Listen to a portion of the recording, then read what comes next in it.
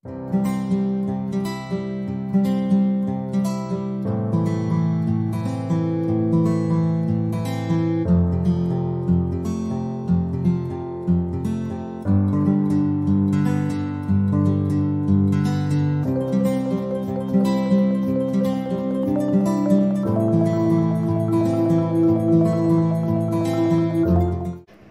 al-Ummah, Tancah al-Ummah, Ta'aya Syakbi, Hazal Alam. Bangsa membaca, bangsa percaya. Ayulah bangsaku, kekarkan dunia. Assalamualaikum warahmatullahi wabarakatuh dan salam sejahtera. Izinkan saya untuk memperkenalkan diri. Nur Fatin Fatihah nama diriku. Puteri bongsu, baik perilaku. Sangatlah suka membaca buku. Menjadi guru, cita-citaku. Saya kini berusia 12 tahun. Dilahirkan tanggal 12 Disember 2009. Menetap di Bukit Kapar dan menuntut ilmu di Sekolah Kebangsaan Bukit Kapar, Kelang, Selangor. Berikut antara 20 buah buku kegemaran saya. Kebanyakannya merupakan karya Ain Maisarah. Untuk resesi buku hari ini, saya ingin memperkenalkan 5 buah buku yang telah saya baca, iaitu yang pertama, OMG A+. Buku ini setebal 115 muka surat. Ianya ditulis oleh Ain Maisarah dan Haziq Rizwan. Diterbitkan pada tahun 2017 oleh Bling Book Sendirian Berhad dan berharga RM10. Kesimpulan yang saya dapat buat daripada buku ini ialah untuk berjaya, kita perlu berusaha. Kalau tidak dipecahkan ruyung, manakan dapat sagunya. Buku kedua bertajuk Bill Gates, Pakar Perisian Komputer. Buku ini daripada siri tokoh global pencetus inspirasi, disusun oleh Nurul Ula, Nur Aisyah. Diterbitkan pada tahun 2014 oleh penerbit Sinar Cemerlang dan setebal 44 muka surat. Buku ini memaparkan kegigihan dan kejayaan manusia yang berkuasa menimpa kejayaan gemilang serta menjadi idola jutaan penduduk dunia. Buku ketiga bertajuk Aku Mau Buli. Buku ini setebal 115 muka surat. Ianya ditulis oleh Ain Maisarah. Diterbitkan pada tahun 2008 oleh Bling Book Sendirian Berhad dan berharga RM16. Buku ini memberikan banyak pengajaran, terutamanya budaya buli yang perlu dihentikan. Buku keempat bertajuk Asal Usul Pulau Langkawi. Buku ini ditulis dalam dua bahasa, iaitu bahasa Melayu dan bahasa Inggeris. Mengandungi 38 halaman berwarna-warni. Nur Azizul Harun dan Dravani ialah penulis buku ini. Penerbitnya pula ialah Minda Ceria Resources. Selain menceritakan asal-usul, buku ini juga memaparkan tempat-tempat yang menarik yang boleh dikunjungi di Pulau Langkawi.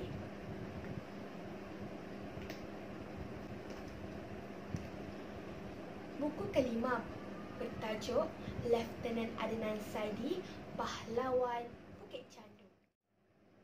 Buku ini yang saya ingin kongsikan dengan anda kerana ia biografi tentang idola saya. Mengandungi 22 bab, buku ini setebal 180 muka surat.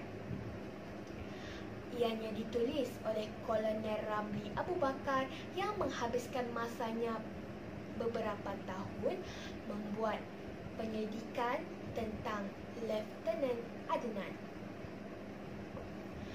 Buku ini diterbitkan pada tahun 2015 oleh UPenn Press dan berharga RM45. Buku ini bertemakan semangat patriotik, mengisahkan tentang Lieutenant Adnan Bisaidi, salah seorang wira yang terkorban mempertahankan tanah air daripada serangan tentera Imperial Jepun pada tahun 1942. Menerusi buku ini, penulisnya telah membuat kajian secara terperinci mengenai keluarga Lieutenant Adnan, tempat beliau lahir, dibesarkan, bersekolah sehingga saat Adnan memilih untuk menyertai askar Melayu pada usia belasan tahun. Adnan yang dilahirkan di kampung Sungai Ramal Dalam Kacang pada 14 Ogos 1915 merupakan anak sulung kepada pasangan Saidi dan Ramlah. Mereka berketurunan suku Koto dari Bukit Tinggi, Sumatera yang berhijrah ke tanah Melayu kerana tidak tahan dibelenggu kezaliman penjajah Belanda. Keperwiraan Lieutenant Adnan sebagai salah seorang pahlawan Perang Dunia Kedua adalah lanjutan daripada kepahlawanan Hang Tuah, 5 bersaudara, Tok Janggut, Datuk Bahaman, Mat Kilau dan ramai lagi dalam si kebangkitan Melayu pribumi menentang penjajah di negara tercinta ini. Sewaktu saya membaca buku ini, saya mengetahui sesugalu kejayaan anak bangsa di era sebelum merdeka. Pada waktu itu, kerjaya sebagai askar amat dipandang tinggi. Ini dapat dibuktikan pada muka surat 85. Adnan yang pulang ke kampung selepas menyertai pembarisan memberi hormat sepena pertabalan King George VI di London disambut secara besar-besaran. Pada masa lampau, silat merupakan ilmu pertahanan diri yang utama bagi masyarakat Melayu.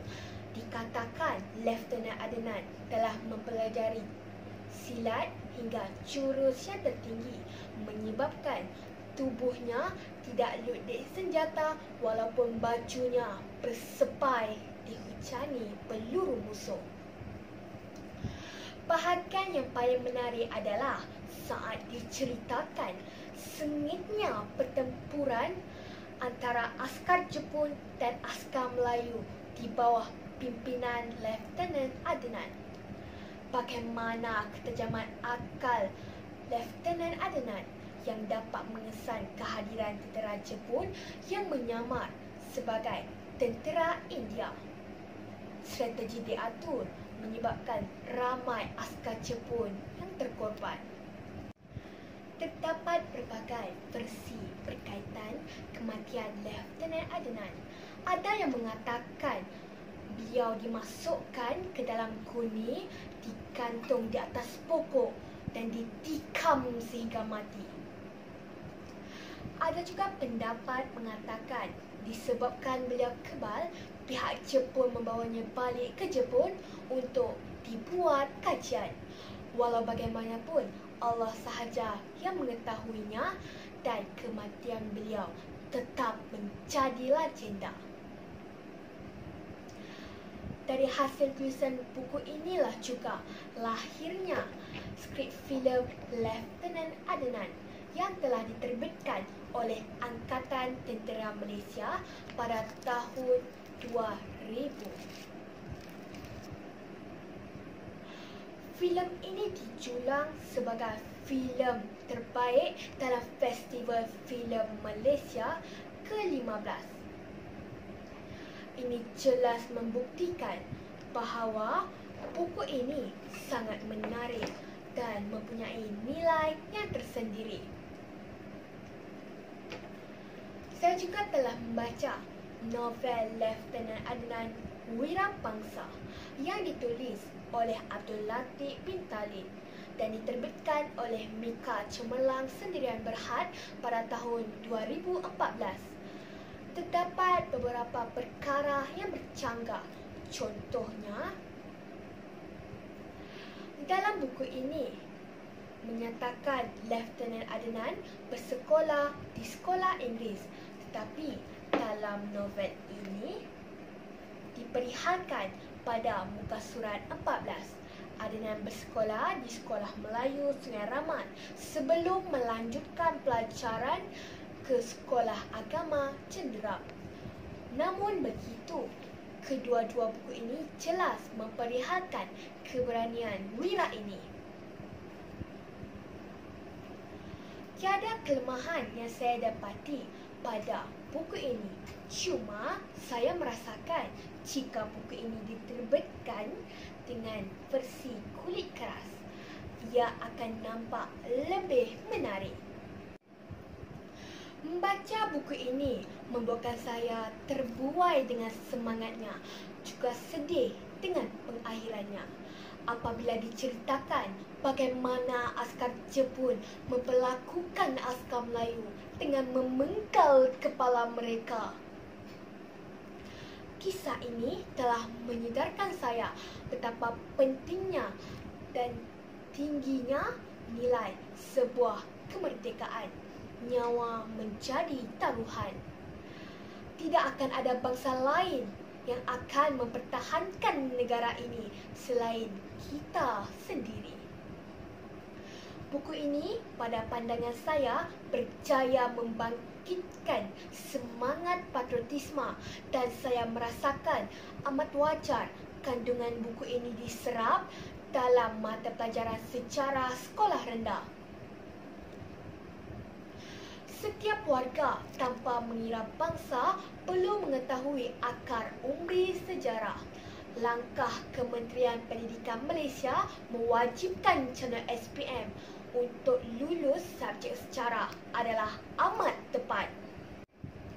Semangat kepahlawanan yang ditunjukkan oleh pasukan askar Melayu ketika menentang kemarahan Jepun pada 1941 hingga 1942 telah mendapat pujian daripada pemimpin tentera persekutu seperti mana kata Lieutenant General A.A. Percival pada perenggan 1 muka surat 117 yang memuji keberanian askar Melayu.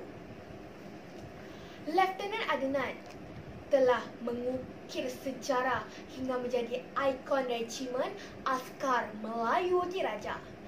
Saya juga ingin mengukir jasa buat negara tercinta.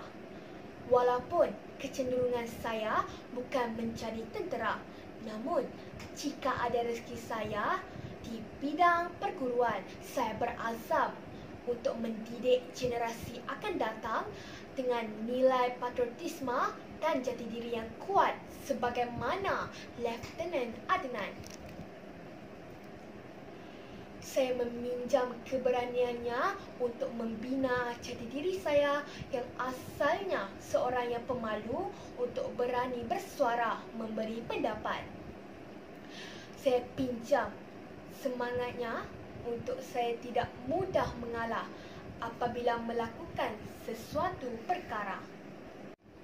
Saya hadirkan ketajaman akal fikirannya untuk saya mengamati sesuatu perkara serta menilainya sama ada positif atau negatif dan saya aplikasikan dalam tugas saya sebagai seorang PRS.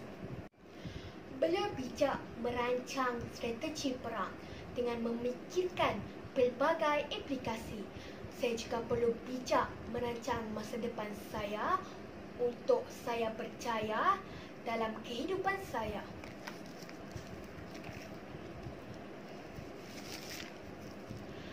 Saya perlu memikirkan baik buruk sesuatu tindakan yang saya ambil terhadap diri, keluarga, sahabat dan masyarakat, termasuk negara.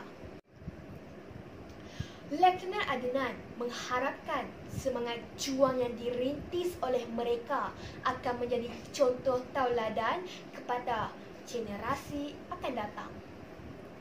Saya pinjam kata-kata pesanan terakhir Lieutenant Adnan pada halaman 143. Alang-alang mandi biar basah, genggam bara api biar sampai jadi arang, membucur lalu melintang patah, biar putih tulang, jangan putih mata. Demi maruah perjuangan bangsa, demi sumpah pahlawan setia, kita pertahankan bumi tercinta ini sehingga ketitisan darah yang terakhir. Sekian, saya Kandi Kelang mengundur diri. Wabillahi taufiq wal hidayah. Wassalamualaikum warahmatullahi wabarakatuh.